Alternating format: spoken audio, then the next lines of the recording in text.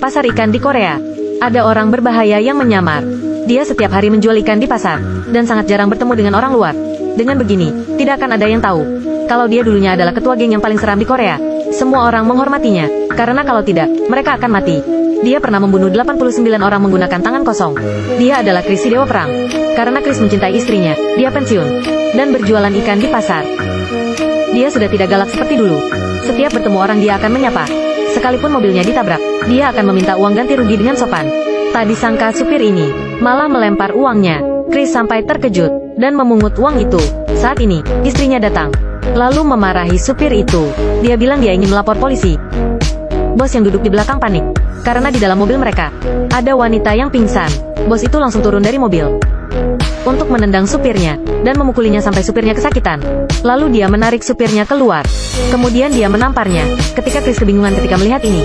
Selanjutnya, bos itu langsung minta maaf kepada Chris. Ketika melihat orang itu sangat brutal, dia tidak menanyakan lebih lanjut.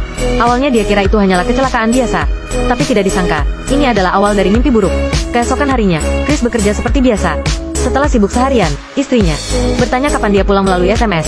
Chris memberitahu istrinya, setelah dia melewati jembatan dia akan sampai di rumah. Tak lama kemudian ada suara ketukan pintu. Sayang, istrinya merasa ada yang aneh. Dia melihat dari lubang. Di depan ada pria memakai jaket hitam. Istrinya takut dan langsung mundur. Pria itu masuk ke dalam rumah. Istrinya kabur ke dalam kamar lalu mengunci pintu. Dia ingin minta tolong kepada Chris. Pria itu memecahkan jendela lalu masuk ke dalam kamar. Dia langsung menangkap istri Chris yang bernama Luna, lalu menggunakan obat bius untuk membuatnya pingsan. Dan pelaku penangkapan ini adalah bos dari kecelakaan mobil yang kemarin. Dia adalah Kevin. Dia mempunyai hobi yang buruk. Dia suka menculik istri orang lain, lalu menjualnya. Kalau misalnya cantik, dia akan langsung menjualnya ke luar negeri.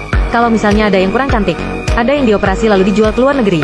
Kalau operasinya gagal, organnya akan dijual. Sedangkan Chris, dia berada di jalanan, dan jalanannya macet, karena ada mobil yang menghalanginya. Orang itu membuat Chris curiga, karena gerak-gerik orang itu aneh. Mobil yang ada di depan akhirnya pergi. Ketika Chris sampai di rumah, dia melihat ada pecahan kaca, dan rumahnya berantakan. Istrinya juga tidak ada di dalam. Chris yang marah berteriak di tengah hujan. Dia ingin menelepon ke bawahannya, tapi dia baru teringat kalau dia sudah lama tidak menjadi ketua geng. Jadi dia pergi ke kantor polisi untuk melapor. Tapi polisi tidak memperdulikan kasus ini. Mereka bilang akan langsung mengadakan investigasi. Setelah Chris berbalik, mereka langsung bermain game. Chris berjalan ke arah tembok. Di tembok ada informasi tentang gadis yang hilang. Ini adalah wanita yang menghilang sejak 5-6 tahun yang lalu, dan sampai sekarang belum ketemu. Kalau berharap kepada polisi itu tidak akan ada hasilnya. Jadi dia ingin menginvestigasinya sendiri. Ketika Chris baru keluar dari kantor polisi, ada nomor telepon asing yang meneleponnya. Itu adalah Kevin. Dia mengancam Chris, lebih baik jangan melapor polisi. Kalau tidak istrinya akan dipermainkan oleh 300 bawahannya. Lalu dia menyuruh Chris datang ke restoran untuk mengobrol dengannya. Chris sampai di tempat yang dijanjikan. Tapi dia hanya menemukan HP dan sebuah kotak. Saat ini telepon berbunyi.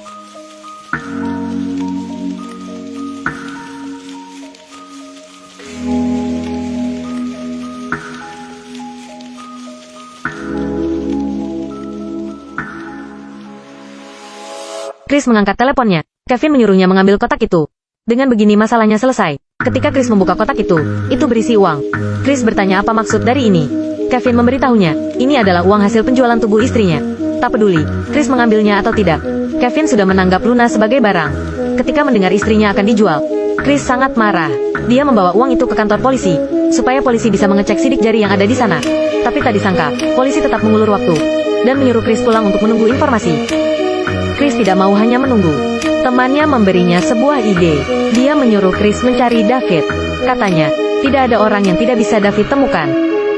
Siapapun pasti akan ketemu. Tapi karena efektivitasnya tinggi, biayanya juga sangat mahal. Karena Chris tidak punya uang, dia mau tak mau mencari orang yang memiliki utang dengannya.